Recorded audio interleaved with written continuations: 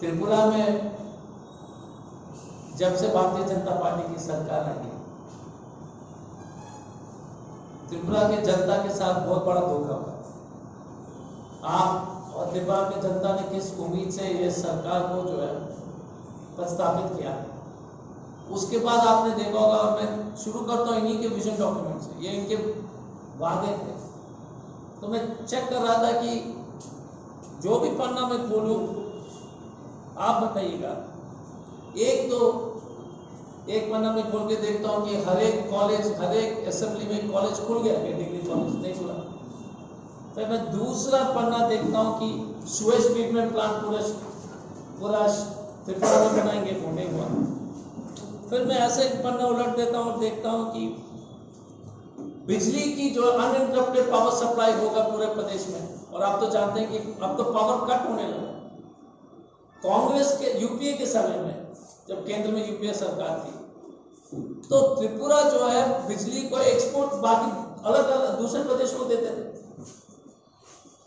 क्योंकि हमारा जो है सरप्लस पावर होता था, लोड शेडिंग की बात ही नहीं होती थी यूपीए के समय। अब जो है त्रिपुरा में जो लोड शेडिंग होने लगा, 3-3 घंटा 4-4 घंटा देहाती से अगरतला के बाद।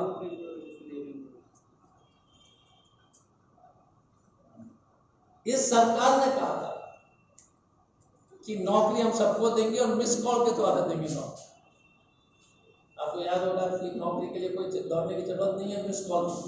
ये मिस कॉल वाली पार्टी जो मेंबरशिप भी वैसे ही करती है, नौकरी भी वैसे ही करती है, और कॉल भी मिस, क्योंकि आपने मिस कॉल किया था तो नौकरी भी मिस हो गया। क्योंकि बीजेपी ने मिस कॉल किया कि मिस कॉल, तो नौकरी भी मिस हो गया, कॉल तो मिस हो ही गया, लेकिन नौकरी भी मिस हो गया। जहां तक टीचर की बहाली, जहां तक कर्मचारी के वेतन को बढ़ाने की बात, जहां तक 7th पे कमीशन को लागू करने के लिए बात, पूरी तरह से फेल। और त्रिपुरा में सबसे बड़ी चुनौती नौकरी के बारे में जो षड्यंत्र चल रहा है, आप त्रिपुरा के जनता को एक चीज बात समझने आनी चाहिए। देखिए, त्रिपुरा में सबसे बड़ा एम्प्लॉयर गवर्नमेंट होता है। त्रिपुरा प्रदेश का सबसे बड़ा एम्प्लॉय सरकार हमेशा होती है। अब ये बदमाश बीजेपी सरकार ने एक तो सभी काम को आउटसोर्स कर दिया। आउटसोर्स जब किया तो कौन आ रहा है? इनके दोस्त जो है बाहर से आ रहे हैं। त्रिपुरा का कोई आदमी नहीं चला रहा है उस कंपनी को, बाहर से आ रहा है एनजीओ, बाहर से आ रहा है लोग, दिल्ली से, कभी मध्य प्रदेश से। त्रिपुरा का किसी भी बच्चा या बच्ची को नहीं दे रहा, ये पढ़ रहा है। और तो क्लास 4 और क्लास 3 में पूरे देश में लोकल लोग के लिए एम्प्लॉयमेंट, डोमिसाइल मैंडेटरी है। मैं तो झारखंड से आता हूं, झारखंड से आप जो है क्लास 3 और क्लास 4 को तो कैसे पब्लिक ट्रांसफर, डोमिसाइल सर्टिफिकेट अनिवार्य है, लोकल रेसिडेंस अनिवार्य है। त्रिपुरा के जो मुख्यमंत्री, जो इनकी सरकार इतनी मान हो गई है, इतना जो है बड़ा दिल हो गया कि पूरा भारत के लोग को बुलाने लगा है, लेकिन त्रिपुरा के लोग को भूल गया। No domicile certificate required in Tripura for class 3 and 4। इससे ज्यादा बड़ा अन्याय क्या हो सकता है बताइए? क्या त्रिपुरा का बच्चे और बेटी को नौकरी नहीं मिलेगा क्या त्रिपुरा में, कि बाहर के लोग आएंगे? क्योंकि ये बीजेपी, इसको तो मतलब ही नहीं है। क्यों मतलब नहीं है? हिंदू मुसलमान शुरू कर देगा, पकड़ लेगा किसी को, धर्म के नाम पर जो है दंगा कराएगा। कोई शासन से मतलब नहीं है। नफरत फैलाना इनके हमेशा जो है चुनाव जीतने के लिए एक ही तरीका है। और इस इलाके में कभी जो है मैं देख चुका हूं कि जिस तरह से सभी समाज के लोग एक परिवार जैसे रहते हैं, इतने सुंदर तरीके से, ये बीजेपी उसको भी बिगाड़ने के चक्कर। दूसरी बात है कि माननीय मुख्यमंत्री जी देव साहब ने कहा था कि पूरी तरह से नशा मुक्त हो जाएगा। नशा मुक्त तो छोड़ दो, गांजा का जो कल्टीवेशन जिस तरह से फर्टिलाइजर यहाँ पर बिक रहा है, धड़ल्ले से चल रहा है। त्रिपुरा जो है रिकॉर्ड तोड़ रहा है गांजे के प्लांटेशन में।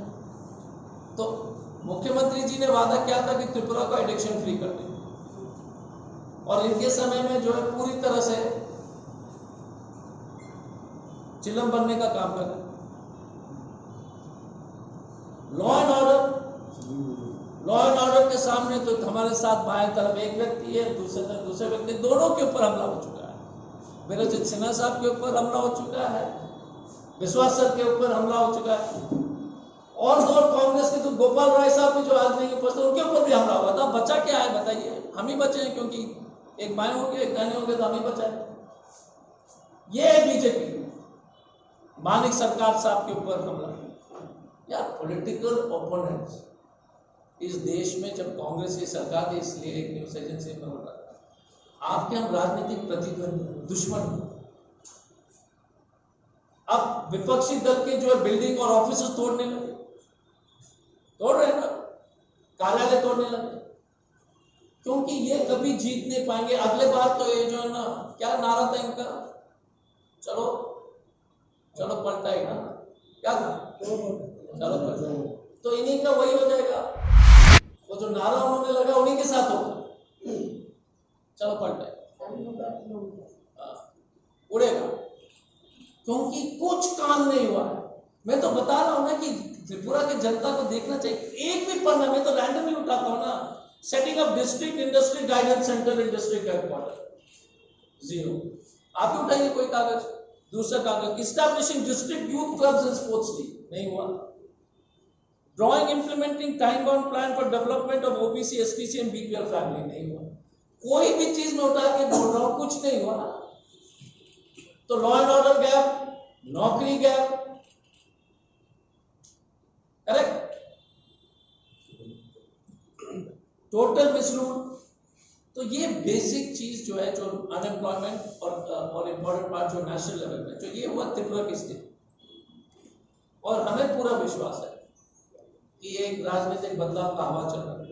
उसके बारे में मैं विशेष में आपको और ध्यान आकृष्ट करूंगा। बात देश के बारे में छोटा सा, इस देश में मैंने कभी नहीं सोचा कि इतने साल बाद, शांति के बाद, किसी भी आदिवासी व्यक्ति को गाड़ी से खींच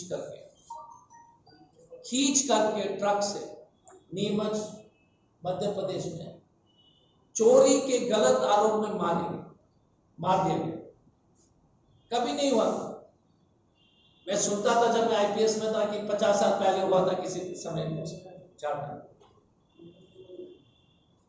10-15 दिन पहले नीमच में एक आदिवासी व्यक्ति को गाड़ी से, जिंदा व्यक्ति को गाड़ी से खींच करके मारा गया। दिल्ली में 2 दलित बच्ची 13 साल की बलात्कार होती है, हत्या होती है, और फिर लाश को जलाने के लिए जो है जलाया भी जाता है। एक का तो जो है लाश, आधा वो जला हुआ लाश बेचारी बच्ची का निकालते हो, दूसरा का गरीब मां जो है जब गुहार लगाती है तो राजनीतिक हस्तक्षेप से उसका केस होता है। Schedule tribe, schedule caste, Hathras, minority. आप अगर चूड़ी बेचते हैं, अगर 2 साल चलाते हैं, और अगर आपने दुकान का नाम कुछ और रखता है, आपको मार दिया जाता है। कोई गरीब बच्चा, मुसलमान बच्चा जाता है पानी पीने के लिए मंदिर में, तो आपको पीट करके जो अनमर्द छोड़ देते हैं। जब तक हमको याद है कि India is a socialist secular democratic republic, Modi ji और बीजेपी को कॉन्स्टिट्यूशन को कोई मतलब नहीं है, क्योंकि उनके विचार तो अलग है। लेकिन जिस देश में हमारे अपने भाई को धर्म के नाम पर, बच्चा बच्ची को आप मारोगे, और किसको मार रहे हो? चूड़ी बेचने वाले। किसको मार रहे हो? डोसा बेचने वाले। किसको बेचने वाले? बच्चे को जो पानी पिया। तो यही भारत चाहते क्या? तो सामाजिक समरसता खत्म, भारत का एकता का सुंदरता था, SC ST OBC माइनॉरिटी तो खत्म, इंडिजिनस पीपल का तो कोई। दूसरा महंगाई,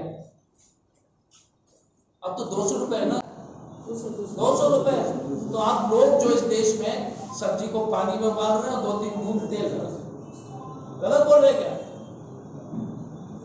ये स्थिति है कि आपका जो है तेल हुआ, गैस सिलेंडर दुगना, तेल 200 रुपए, पेट्रोल अगर 100 रुपए पहुंचता है तो मोदी जी के लोग बोलते हैं कि अफगानिस्तान चले जाओ। भाई साहब, अमेरिका में भी तो सस्ता है, अमेरिका क्यों नहीं भेज रहे? मोदी के नेता आपने सुना होगा बोला कि काबुल चले जाओ। अरे भैया, स्वीडन में भी सस्ता है, जर्मनी में भी सस्ता है, बांग्लादेश, पाकिस्तान, श्रीलंका में तो सस्ता है ही। मोदी जी महान है, क्योंकि मोदी जी है तो सब कुछ मुमकिन है। कुछ भी हो सकता है मोदी जी के साथ। तेल 200 रुपये हो सकता है, पेट्रोल डीजल 100 रुपये से ऊपर हो सकता है। मोदी जी है तो मुमकिन है। आपको याद होगा नारा, याद है ना, मोदी है तो मुमकिन है, तो मुमकिन नहीं। मोदी है तो बेरोजगारी मुमकिन है। देश में सबसे ज्यादा बेरोजगारी, सबसे ज्यादा गरीबी, 26 करोड़ लोग गरीबी रेखा से नीचे चले गए थे, जो कांग्रेस सरकार में ऊपर आया।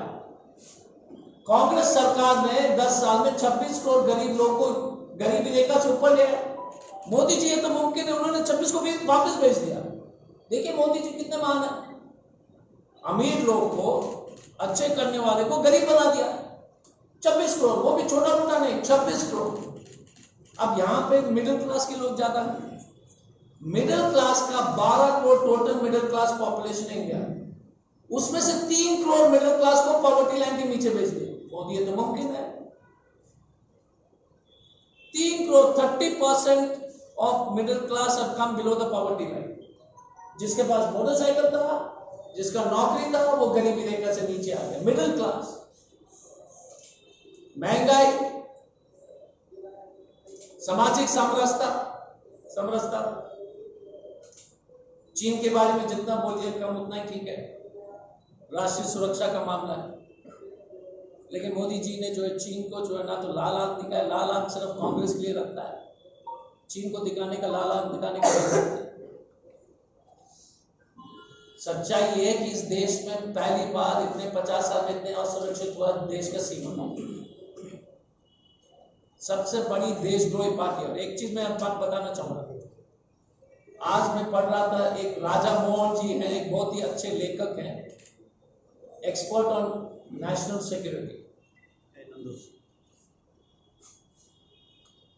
वो बोलते हैं कि ये सरकार इतनी अजीब है कि तालिबान से बात कर सकती है, लेकिन अपने देश में अपने भाई और बहनों के बीच में संबंध बनाना नहीं रख सकता। तालिबान से बात करने के लिए मोदी जी तैयार है, लेकिन अपने देश में जो अपने माइनॉरिटी के लोग या अलग समाज के लोग को जो है उनके ऊपर जो है हमेशा खतरा मंडराता रहता है। तो ये है देश की स्थिति। महंगाई, बेरोजगारी, असुरक्षा और स्कैम। यहां पर अगर आप कोई पत्रकार होंगे, विश्वास साहब, मुझे पक्का विश्वास है कि पेगासस जासूसी सॉफ्टवेयर इनके फोन में घुसा दिया 100%। आपके फोन में भी हो, क्योंकि मोदी जी को पता लगाना है कि हम खा रहे हैं, बीबी से क्या बात हो रही है। इनको आदत हो गई है मोदी जी को। मोदी जी सुनना चाहते हैं कि दूसरे लोग क्या कर रहे हैं, तो इसलिए सबके फोन में जो है जासूसी सॉफ्टवेयर डाले। तो हम फोन करेंगे अपने वाइफ को कि आज खाना क्या बना, तो मोदी जी को मालूम हो जाएगा पहले कि आज राजमा बन रहा है, आज दाल बन रहा है। ये देश की स्थिति है, कभी नहीं हुआ पिछले इतने साल। ये हुआ त्रिपुरा देश के संबंध में।